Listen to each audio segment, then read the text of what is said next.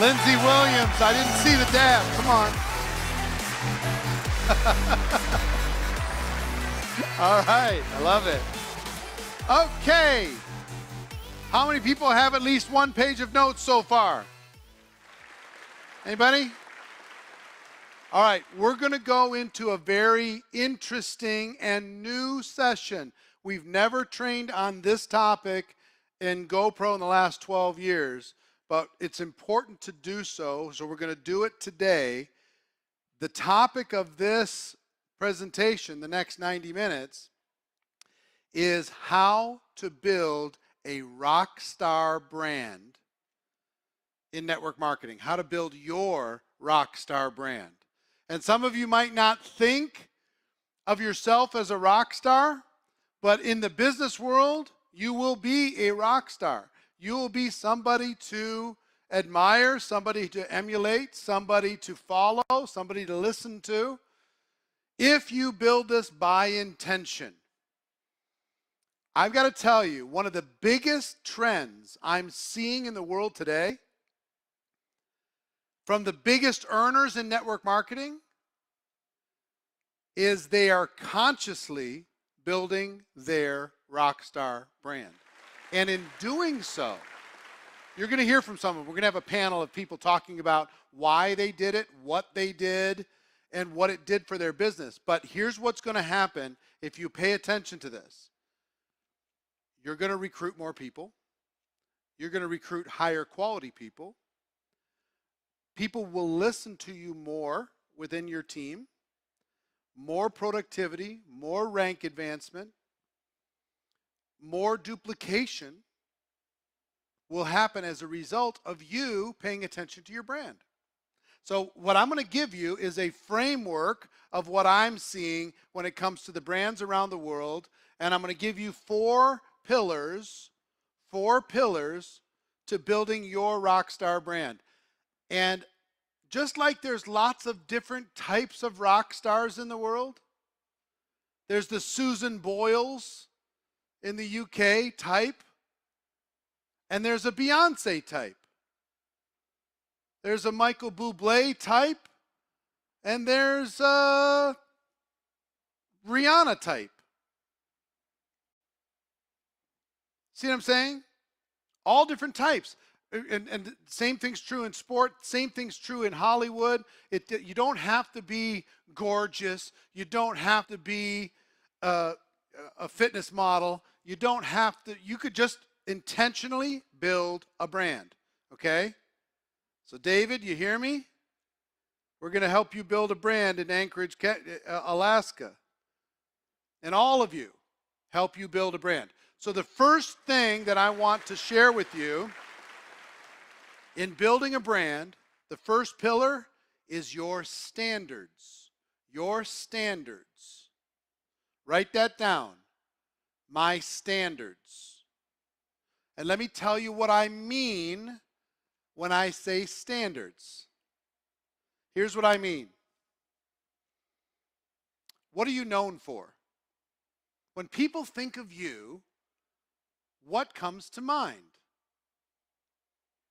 Like, I'll give you some examples. I'll give you one. When you think of me, what comes to mind? Put it into the chat. What comes to mind? When you think of me, you know, we've been on this journey together for many, many years. Professional, network marketing, success, GoPro. What else do you think of? Teacher, bougie pants. These are on purpose. These yellow pants are on purpose. Mentor, integrity, huge heart, yellow personality. So think about when you think of Michael Jordan, what comes to mind? When you think of Michael Jordan, put that into the chat. Fit, sports, icon, dedicated, never quit, determined, professional, champion, confident. So what you're known for is actually a key element of your brand. It's a part of your standards.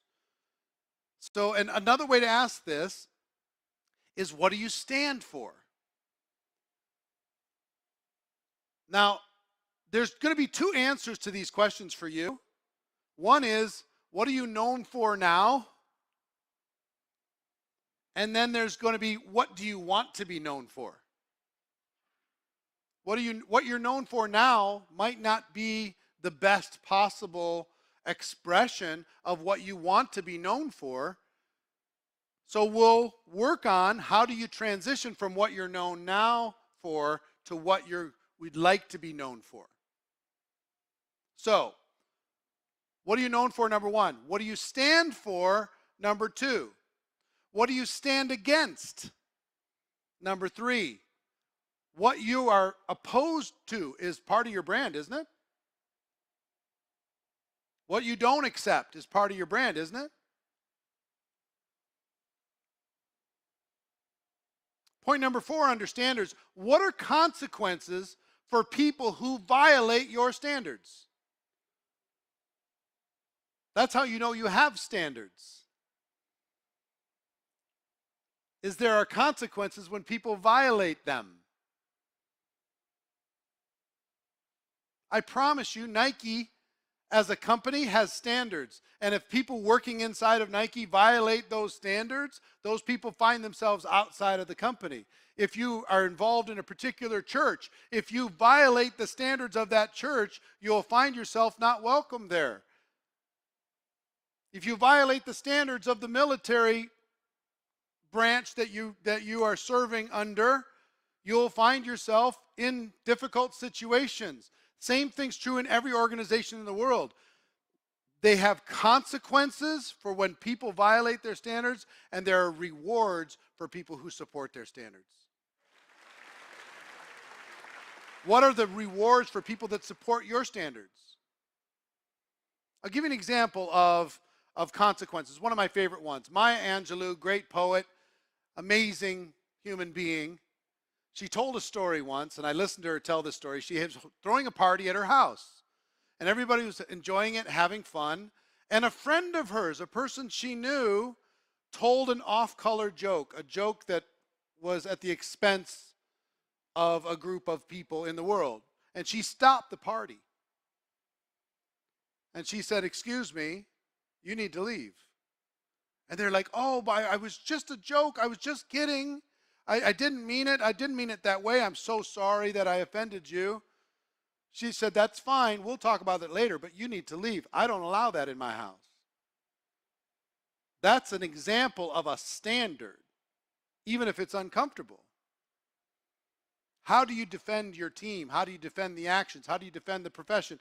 What do you stand for? What are consequences for those who go off of your standards, and what are the rewards for people who go and are part of your standards? You need to think about these things in terms of building a brand. Okay, so I'm going to ask you I have two exercises for you to do.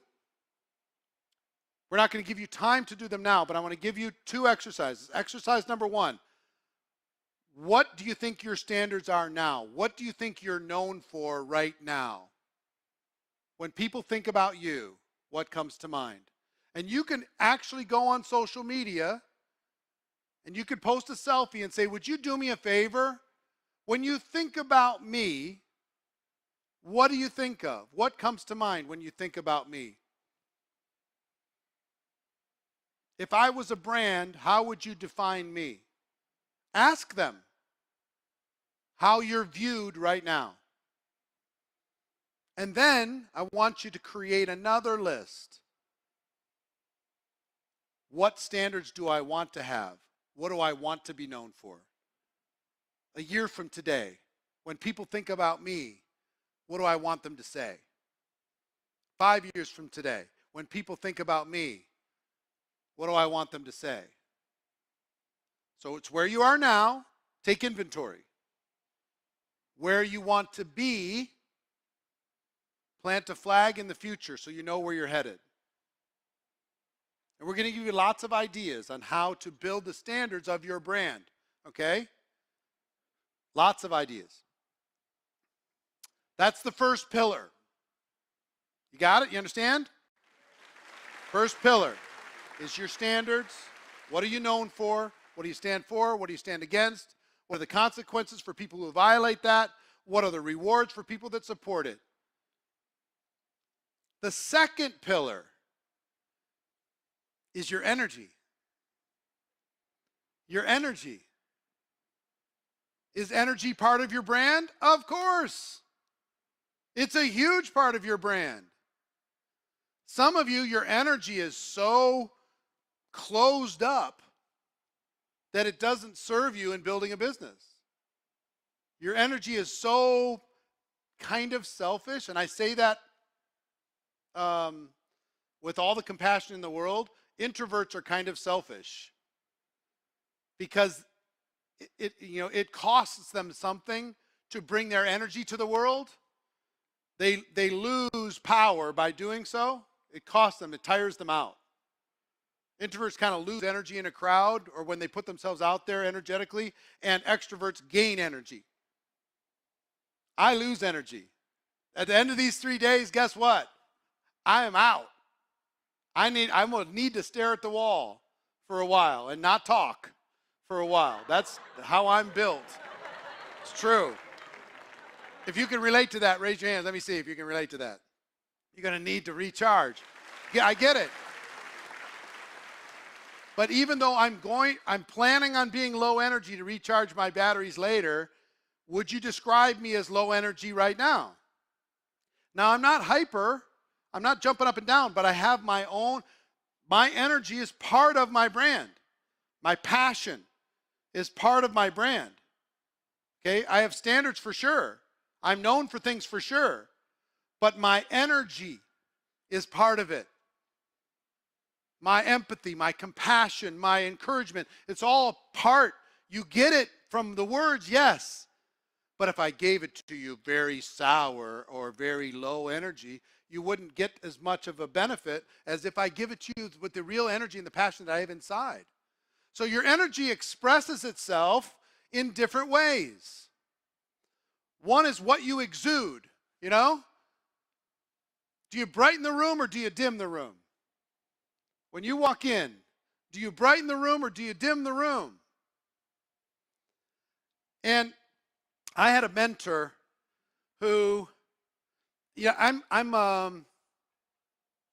introverted, one. I'm kind of cerebral, and what I mean by cerebral is not necessarily overly intelligent.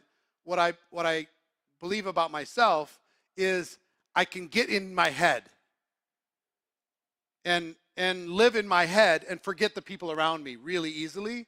And when I do, sometimes I get kind of, I get kind of focused and energetically bound up. And I had this mentor, and we go into meetings, and he afterwards say, "Eric, what are you doing? You're killing the meeting." I said, "What do you mean?" I was just thinking. I was thinking about strategy. I was thinking about this. Yes, but you need to brighten up, son. If you don't brighten up, I can't have you at these meetings. I'm like, what? He said, "Eric, when you walk into the meeting, it's like the lights went down in the room. You need to walk into the meeting like the lights just went up because you came into the room." I'm like, "Well, would you remind me when I'm doing it? Can we come up with a signal?" And you know what his signal was? He would kick me. You know, we'd go to breakfast or go to a lunch meeting and say, "Kick me under the table," bam. And I'd be like all like focused, and I wasn't negative, but I looked negative. My energy was darker than my intention. So I'd be like, I'd be having my breakfast and I'd be having the lunch. I'd be thinking about stuff. I'd be writing things down. And he'd kick me, bam. And I would show up. Hello. I would come right back into the meeting. "Hi, how you doing? Good to see you. Sorry, I was checked out there for a second." And I would put a smile on my face, and I'd put some energy into the conversation, and I'd focus on the people. And I was I would change. Now, it was only a physical change, but the impact on the other person was dramatic. The lesson that I learned was huge. I was living small, and I was playing small, and I was acting small, and what I was exuding was small, and I needed to show up energetically. And some of you, even on these screens that I'm looking at right now, you're not brightening the room, folks. Some of you. There's some of you just woke up. Hello, nice to meet you. How you doing? Good to see you. Hey, Rachel. Thanks for joining the conversation. I see your smile now. And sometimes it's just a smile. Sometimes it's about how you move. So what you exude is one part of it. Your vibration is another part of it. Do you have in velocity a little bit quicker movements versus super slow? If that's your brand, if that's the brand that you want, here's what I want your energy to do. I want it to line up with your standards. I want it to line up with what you're known for. I want it to line up with your vision for your brand. I want it to be congruent. Okay? So what you exude, your vibration, what's next? What you say. Does what you say express the energy that's inside of you? Yes or no? Nod your head or shake your head. What you say, how you say it, the words that are coming out of your mouth. Part of my brand, you know what part of my brand is? Empathy, because I care about you so much, and I try to express that verbally as well as showing up in your life from time to time and helping you. I try to express how proud I am of you. I think of myself as a professional encourager. That's part of my brand. What you say matters hugely. What you do matters. What you do, is that part of your brand? Is that part of the energy? What you do impacts how people see you. It impacts the energy in which they see you. Number 5 is the speed in which you do things. If you're going to go get something done, man, get it done. We're going to hear from Grant Cardone, I think, tomorrow.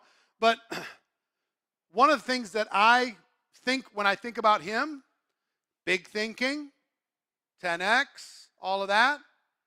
But one of the things that you might not know about him, but I know about him as a friend, and is he gets shit done. If he's got an idea, he turns the idea into reality fast. That's part of his brand, and it's part of his energy. He doesn't have 100 to-dos that are important. If he has a to-do, he turns it into a to-done.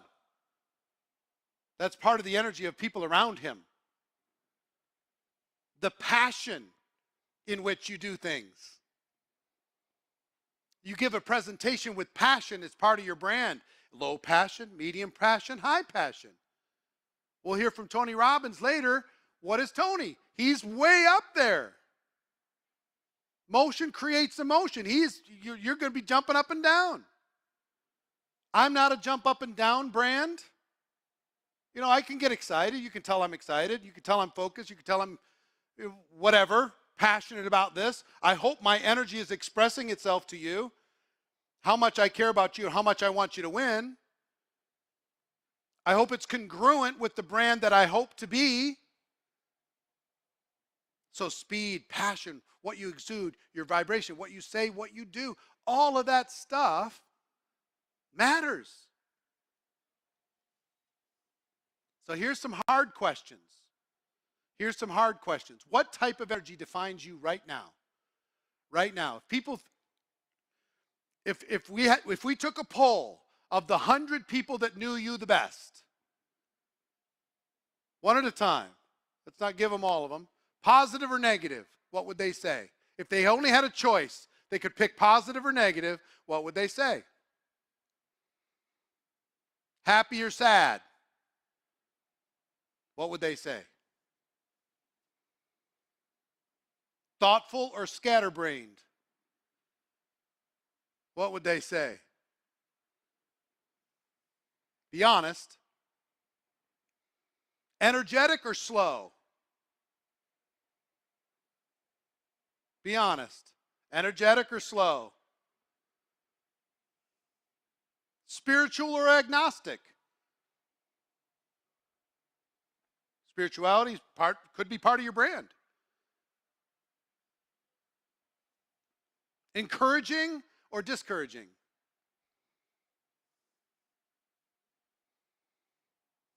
If we asked 100 people now, and some of you, look, some of you saying, well, at least 51% would say I was encouraging. We need to get it to 100, don't we? For it to solidly be part of our brand. Hyper or calm? Passionate or apathetic? These are all decisions. Every one of these is decisions. And some of them might tire you out, my introverted friends. But if you want your brand to align with your purpose, you want your contribution to be bigger than it is today, you want the purpose for you being here to really matter, you have to get past your fear of putting yourself out there. I promise you, I am not I am not the person I was. I changed. Ask any of my friends. They're like, we don't believe it. That knew me back in school or whatever, they're like, who is this kid? We don't even know. So here's some other questions for you. And put your answers into the chat. What type of energy is gossip? Might be really interesting gossip. Might be gossip around some movie star. It could be gossip around COVID. It could be gossip around politics. Or any of those topics out in the general public. What type of energy are any of those topics? What type of energy is complaining? Even if it's justified, you know? You had a bad day and you need to vent. Or something bad happened to you and you need a little sympathy. Even if you need to vent, and even if you need a little sympathy, even if you need a little validation, what type of energy is that? Is complaining. The next one is one I was an absolute superstar pro, and I was known for it. I was a professional at blaming other people or other things for my lack of success. I was so good at it, it's not my fault. It's my upline's fault. It's my stupid downline. The company won't do this. I live in Minnesota. It's freaking freezing, and nobody wants to work. I'm too young. I don't have a college degree. I don't know anybody. You know, people in my country don't like network marketing as much as they like it in other countries. I would complain about everything. I'd even complain and blame other negative people for being negative.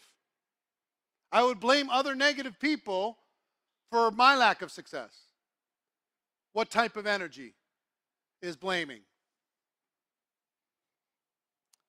Big question. Do you brighten the room or do you dim the room? It's really as simple as that. And guess where that starts? Guess where that starts? With what you're sitting right now, me looking at your face. I'm not going to call you out and say, hey, you brighten the room, you dim the room.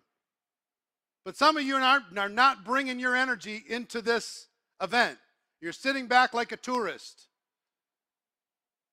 You're not showing up, even in the Zoom in your living room, like you're going to be on this stage. And that's what you should be doing, because that should be part of your brand.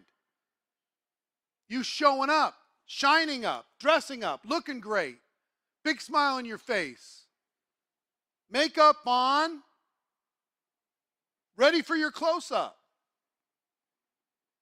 So I'll give it to you for this session, but here's what I'd like to see. I want to see the brand, your brand, show up over the course of these 3 days. By that last session, I want to see your best self. Energetically, physically. I want to see your standards pop off the screen. So bold and so bright and so amazing that everybody that comes up here has to call on you because you look so great. You got such a big smile on your face.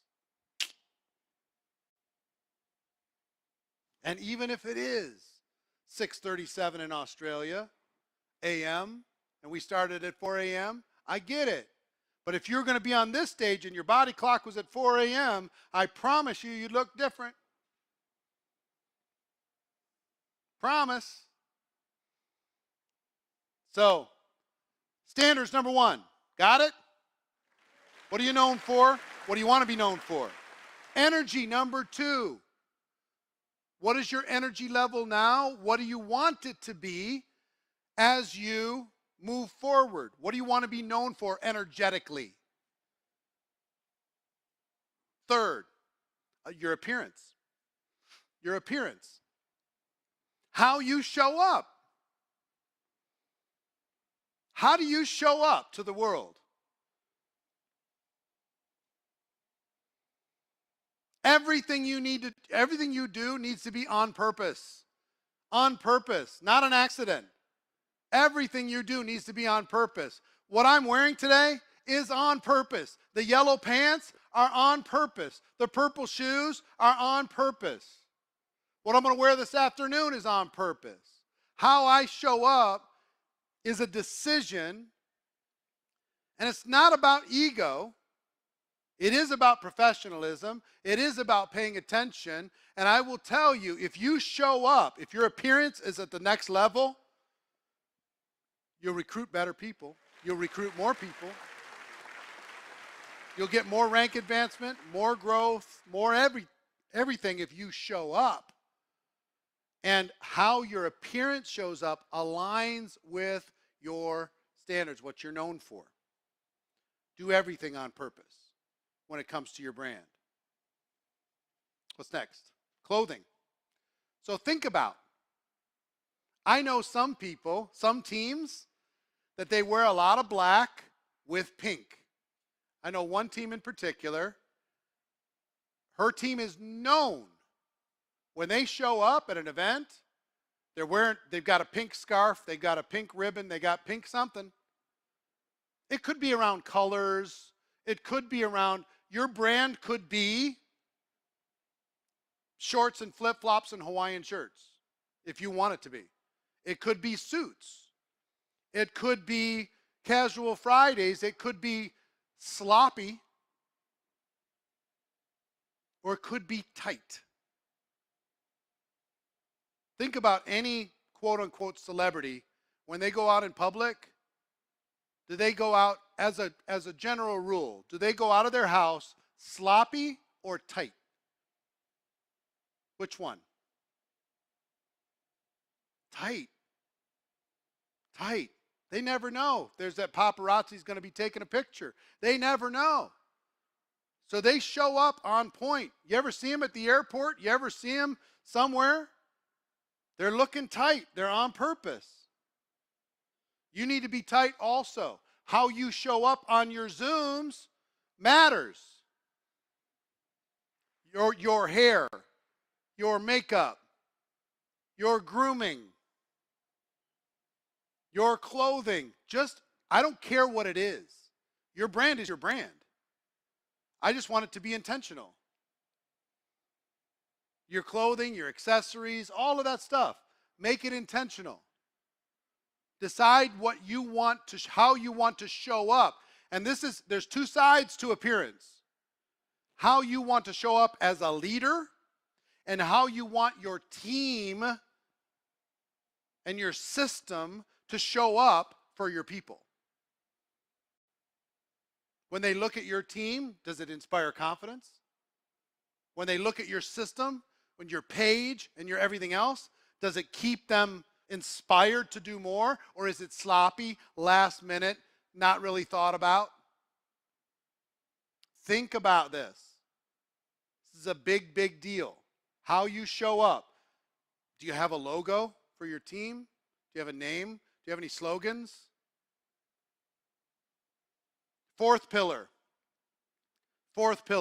is your media.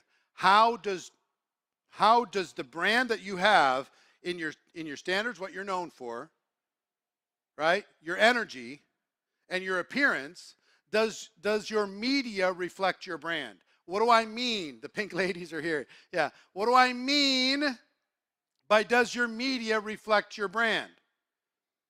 Is it reflected on all platforms? Does your Facebook page reflect your brand? Do you have a logo for your name? Do you have a color scheme that you're going to build your team and your brand around? These are all thoughts that are important. And the biggest brands, think about fonts and color scheme and photos and photography, videography. They think about lighting. They think about accurate descriptions. Some of you need, and you'll see, we're going to have a panel. We're going to have a panel that they're going to describe how they consciously put this stuff together for themselves and for their team and what it did for them. So some of you are like, what are you talking about? What does this have to do with me building a business? A lot more than it ever has. And your brand, here's the great thing about your brand. It could be anything you want it to be. Anything you want. I'm looking at Anthony Riccio. He's got long hair, and that's part of his brand. He's got a beard and long hair and cool glasses, big smile on his face, right? I'm sure that's consciously part of his brand. We've got Vincent Balaga, who's got a shaved head like me, right? It doesn't have to, we don't have to all look the same, but we all have to decide how we're going to show up. And what does this stand for? What does it all mean? Okay? So your names, personal and team. Next. Your logos, personal and team. You're going to hear from a bunch of leaders here that are going to talk to you about creating names and logos for their teams. The language that you use in your media needs to reflect the brand that you're trying to build. Okay? Do we have anything else with this? Or is that it? Is that it? All right, cool. So